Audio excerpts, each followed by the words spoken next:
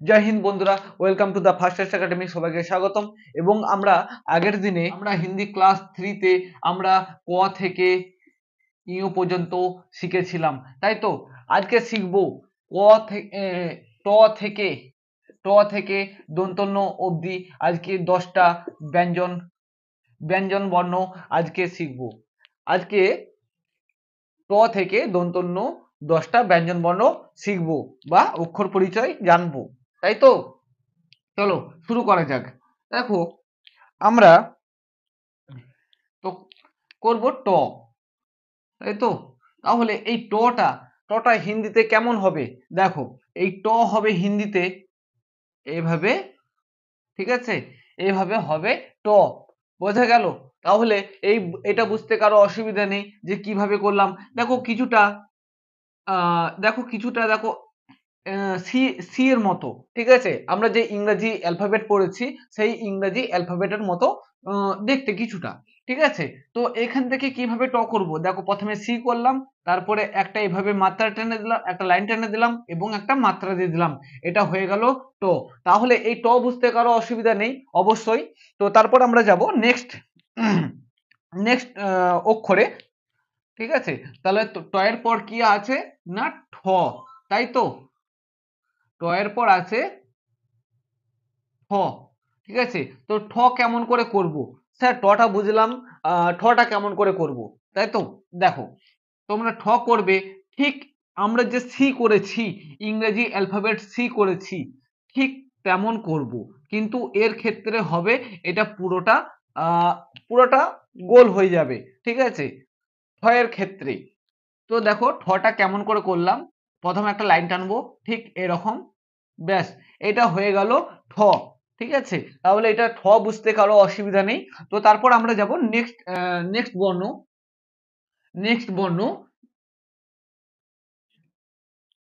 ট ঠ ড।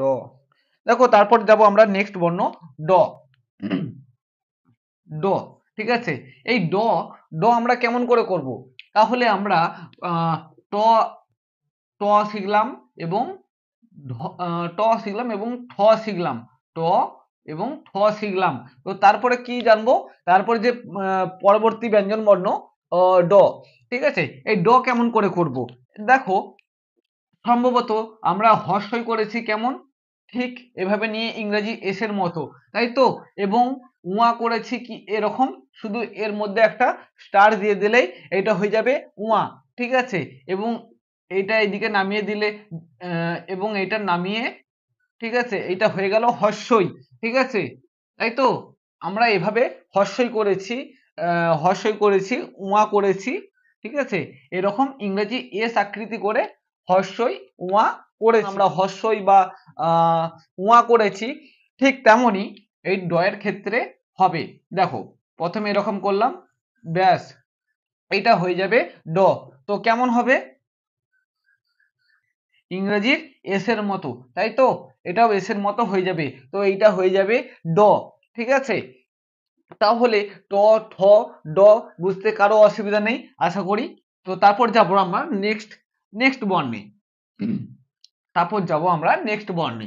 তো নেক্সট বর্ণ কি আছে? তাহলে ট হলো, ঠ হলো, ড হলো, এরপর যাব ঢ, তাই তো। ঢ যাব, যেটা আমরা ঢাক, ঢ দিয়ে ঢোল, অনেক কিছুই হতে পারে, তাই তো। সেই যে বর্ণ ঢাক বা ঢ, সেই ঢ কেমন করে করব? সেই ঢ কেমন করে করব? দেখো, প্রথমে এরকম করলাম, ব্যাস, এইটা হয়ে গেল ঢ, ঠিক আছে। বুঝতে কারো অসুবিধা নেই, ঠিক আছে, আমরা এভাবে করতেই পারি। দেখো কিছুটা, দেখো ইংরেজি যে নাম্বার সেই নাম্বার সিস্টেমের মতো দেখতে, তাই না। ইংরেজি যে নাম্বার সিস্টেমের মতো দেখতে না, ছয়, ইংরেজি তো ছয়, তাই তো। দেখো, সেই ছয়টা কিভাবে করলাম, ঢ, ঠিক আছে, ঢ হয়ে গেল আমাদের এভাবে ঢ, তাই তো। তাহলে এই ঢ বুঝতে কারো অসুবিধা নেই। তাহলে ঢ কেমন করে করব অবশ্যই তোমরা বুঝতে পারছো। দেখো, তারপর নেক্সট বর্ণ যাব। তাহলে ট ঠ ড ঢ, এবারে আছে মূর্ধন্য, তাই তো। তাহলে মূর্ধন্য কেমন করে করব? আমরা সম্ভবত মূর্ধন্য এভাবে পড়েছি, ঠিক আছে। মূর্ধন্য আমরা করেছি। তাহলে এই মূর্ধন্য কেমন করে করব? দেখো খুবই সোজা, মূর্ধন্য কিন্তু খুবই সোজা, কিছুই নেই। তো আমরা যদি বেসিক ভাবে কমপ্লিট করি, তাহলে দেখো প্রথমে এরকম লাইন টানবো, একটা ইউ আকৃতি করব। তোমাদেরকে একটা পাশে দেখিয়ে দিচ্ছি, দেখো দেখো প্রথমে আমরা ইউ করলাম, ইংরেজি অ্যালফাবেট ইউ করলাম, ঠিক আছে, এবং কি একটা আর একটা পাশে অ্যালফাবেট আই করলাম এরকম বড়, ঠিক আছে, এবং এভাবে লাইন টেনে দিলাম। এটা হয়ে গেল মূর্ধন্য। বোঝা গেল? তাহলে মূর্ধন্য চিনতে বা জানতে বা লিখতে কোনো অসুবিধা নেই আশা করি, তাই তো? তাহলে এতদূর পর্যন্ত আমাদের কমপ্লিট। তো তারপরে নেক্সট বর্ণ যাব। তাহলে নেক্সট বর্ণ কি আছে? তাহলে মূর্ধন্য, তারপরে আছে ত, ঠিক আছে। তাহলে ত কেমন করে করব? দেখো ত কেমন করে করব, তাহলে আমরা এই যে ত, এই তটা দেখো বাংলার কিছুটা দেখো ত কেমন করে করব, দেখো বেসিক ধারণা থেকে তো আমরা এমন ভাবে করতে পারি। এই ত এর সাথে কিন্তু দন্তন্যর কিছুটা মিল রয়েছে, ত এর সাথে দন্তন্যর কিছুটা মিল রয়েছে। বাট দেখো তোমরা অবশ্যই দেখলে অবশ্যই বুঝতে পারবে বা অবশ্যই জানতে পারবে যে ত এর সাথে কেন দন্তন্যর মিল রয়েছে, ঠিক আছে। আমি সেটাও বলবো বা সেটাও দেখাবো। দেখো ত করব, এরকম একটা লাইন টেনে দেবো এবং এইখান থেকে নিয়ে হালকা করে এরকম একটা কার্ভ করে দেবো, ঠিক আছে, কিছুই নেই, দেখো এরকম, ব্যাস। যখন এইটা একটু বেশি নেমে যাবে, এই যে মাত্রা বা আমরা যে দাড়ি টানলাম সেই দাড়িটা সোজা এইভাবে নেমে যাবে, এটা হয়ে যাবে। তো যেমন গণিতে গ্রেটার দেন, লেস দেন এরকম করেছি, তাই তো, ঠিক আছে, ঠিক কিছুটা গ্রেটার দেন বা লেস দেন সেরকম মতন দেখতে, ঠিক আছে, তটা কিছুই নেই। তাহলে এইখান অবধি বোঝা গেল যে ত কিভাবে করলাম। দেখো দেখো বোঝা গেল। আমরা গ্রেটার দেন লেস দেন কিন্তু আমরা এভাবে করে আমরা এভাবে করেছি, ঠিক আছে, কিন্তু গ্রেটার দেন লেস দেন আমরা যদি এটাকে এইভাবে করি, যে ত কেমন করে করলাম, তাই তো। চলো আমাদের নেক্সট বর্ণ, তাহলে ত, ত এর পরে কি আছে? ত, থ, ঠিক আছে। দেখো থ কেমন করে করব, আমরা থ বাংলাতে এরকম জানি, তাই তো। তাহলে এই থটা, এই যে বাংলার থ, সেটা হিন্দি থ কিভাবে করব? দেখো আমরা যেমন বাংলাতে থ লিখছি, সেই থ এর সাথে হিন্দি থ কিছুটা মিল রয়েছে, দেখবে কেমন ভাবে, দেখো দেখো, ঠিক আছে, মিল রয়েছে, তাই তো। আমরা থ, এটা বাংলার থ, এটা হিন্দির থ। তাহলে এখানে বুঝতে কারো কিছু অসুবিধা নেই। দেখো হিন্দির থ কেমন করে করলাম, দেখো আমরা যেহেতু বাংলা 2 করেছি, ঠিক আছে, এইটা হচ্ছে ইংরেজির 2 আর এইটা হচ্ছে বাংলার 2, তাই তো। তাহলে এইটা আগে জানতে হবে যে বাংলার 2 এবং হিন্দির 2 কোনটা, ঠিক আছে। তাহলে আমরা তো এটা বলতে পারি না এটা ইংরেজির 2, এইটা হচ্ছে ইংরেজির 2 এবং এইটা হচ্ছে বাংলার 2। তাহলে আমরা বাংলার 2 এর মতো করলাম প্রথমে। দেখো আমরা প্রথমে বাংলার 2 এর মতো করলাম এবং একটা পাশ থেকে এভাবে দাড়ি টেনে দিলাম এবং মাত্রা দিয়ে দিলাম, তাহলে এইটা হয়ে গেল থ। তাহলে এইখান অবধি বুঝতে কারো কিছু অসুবিধা নেই। তো তারপর যাব নেক্সট বর্ণে, তারপর যাব আমরা নেক্সট বর্ণে। তো নেক্সট বর্ণ কি আছে? ত, তারপরে থ, তারপরে হচ্ছে দ, ঠিক আছে। তো দ, দেখো দ, আমরা যাব বাংলার দ, ঠিক আছে। এই যে বাংলার দ, এই বাংলার দর সাথে প্রথমে যে আমরা ট করেছি, ট করেছি এবং ঢ করেছি, ঢ, ঠিক আছে। বাংলার যে আমরা ট করেছি এবং ঢ করেছি তার সাথে কিছুটা রিলেটেড। দেখো তো কিরকম রিলেটেড, দেখো প্রথমে এরকম করলাম, এরকম করলাম, ব্যাস, একটু আংটি দিয়ে নামিয়ে দিলাম। দেখো আমরা ট করেছি, ঠিক আছে, এরকম ট করেছি, তাই তো, এরকম ট করেছি। আর ঢ করেছি আমরা কিরকম, এরকম ঢ করেছি, ঠিক আছে, কিন্তু দয়ের ক্ষেত্রে ব্যাস এভাবে নামিয়ে দেব, এটা হয়ে যাবে দ, ঠিক আছে। তাহলে দ বুঝতে কারো কোনো অসুবিধা নেই। তারপরে যাব ধ, আমরা কেমন করে করব, এই যে ধ, এই ধ আমরা কেমন করে করব, এই ধটা দেখো আমরা যে ঘ করেছি এর সাথে কিছুটা মিল আছে, দেখো কেমন মিল আছে। দেখো আমরা ঘ করেছি, তো আমরা ঘ করেছি, এটা সমান ঘ করেছি, প্রথমে একটা ছোট তারপরটা বড়, তাই তো? এরকম ঘ করেছি, সেই ঘয়ের সাথে কিন্তু এই ঘয়ের সাথে ধ কিছুটা মিল আছে। কেমন মিল আছে সব দেখাচ্ছি দেখো, বা সব করছি দেখো, ঠিক আছে? দেখো, কিন্তু এই ঘয়ের ক্ষেত্রে আর ধয়ের ক্ষেত্রে কিন্তু আলাদা, কিন্তু তবু কিছুটা মিল আছে। কোথায় মিল আছে সব বলছি দেখো।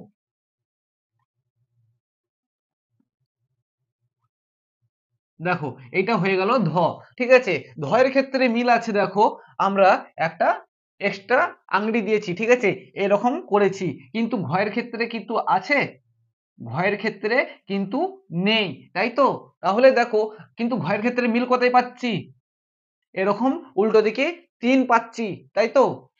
এরকম উল্টো দিকে 3 পাচ্ছি, ব্যাস। এটা হয়ে গেল ধ, ঠিক আছে? তাহলে ধ বুঝতে কারো অসুবিধা নেই, আশা করি এখানে অবধি ক্লিয়ার সবারই। এবং আমরা পরবর্তী নেক্সট বর্ণে যাব। তো আছে দন্তন্য, তাই তো? দন্তন্য, হিন্দির তয়ের সাথে হিন্দির দন্তন্য কিছুটা মিল রয়েছে। কি মিল রয়েছে দেখো, আমরা ত করেছি কেমন, দেখো দন্তন্য, এটা দন্তন্য, এটা ত। দেখো ত তো আমরা জানি, ত তো আমরা করেছি বা শিখেছি, ত শিখেছি এরকম, তাই তো? কিন্তু দন্তন্যর ক্ষেত্রে হবে ব্যাস এরকম সোজা, এটা হয়ে যাবে দন্তন্য, এটা হয়ে যাবে ত। দেখো তয়ের ক্ষেত্রে কিন্তু একটা জিনিস দেখো, এটা কিন্তু নেমে যাচ্ছে, ঠিক আছে? আর দন্তন্যর ক্ষেত্রে এটা সোজা হয়ে যাচ্ছে, তাই তো? এটা হয়ে যাবে দন্তন্য। তাহলে এইখানে অবধি বুঝতে কারো কোনো অসুবিধা নেই, আশা করি ক্লিয়ার। যদি এটা বুঝতে না পারো তাহলে অবশ্যই কমেন্ট করবে, তাহলে আশা করি আর কোনো সমস্যা নেই। যে আমরা আজকে যে 10টা ব্যঞ্জন বর্ণ শিখলাম, আজকে আমরা যে ক্লাস 4-এ 10টা ব্যঞ্জন বর্ণ পড়লাম বা শিখলাম, তাহলে তাতে কোনো তোমাদের অসুবিধা নেই, আশা করছি কোনো অসুবিধা নেই। আর যদি অবশ্যই অসুবিধা থাকে অবশ্যই কমেন্ট করবে, অবশ্যই কমেন্টের মাধ্যমে জানাবে যে কোথায় তোমরা বুঝতে পারছো কি পারছো না, অবশ্যই জানাবে। যদি ভিডিওটা ভালো লাগে অবশ্যই লাইক করবে এবং শেয়ার করবে এবং কমেন্ট করবে এবং তোমাদের বন্ধু বান্ধবদের কাছে ছড়িয়ে দেবে, ঠিক আছে? চলো আজকে পুরো আমি ব্যঞ্জন বর্ণের ক থেকে আহ, ক থেকে আজকে যতদূর ক্লাস হলো ঠিক ততগুলো ব্যঞ্জন বর্ণ আমি লিখে দিচ্ছি, ঠিক আছে? দেখো, আমি কিন্তু হিন্দিতে লিখবো এবং বাংলাতেও লিখে দেবো, ঠিক আছে? ক, খ, গ, ঘ, ওয়া,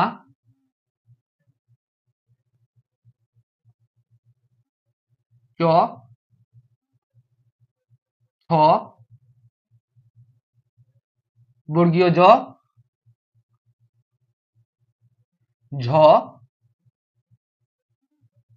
ইয়, ট, ঠ, ড, ঢ, ঢ, তারপর মূর্ধন্য, তারপর ত,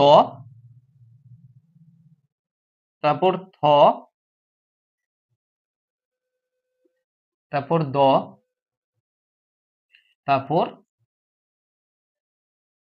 ধ, তারপর দন্তন্য। তাহলে এতদূর বুঝতে আজকে কারো কোনো অসুবিধা নেই, এতদূর বুঝতে কারো কিছু অসুবিধা নেই। দেখো আমি বাংলাতে লিখে দিচ্ছি, ঠিক আছে? তোমরা একটু তোমাদের মতো করে খাতায় নোট করে নেবে, ঠিক আছে? ক, খ, গ, ঘ, ওয়া, চ, ছ, বর্গীয় জ, ঝ, ইয়, ট, ঠ, ড, ঢ, মূর্ধন্য, ত, থ, দ, ধ, দন্তন্য, তাই তো? তাহলে আজকে আমরা কি শিখলাম?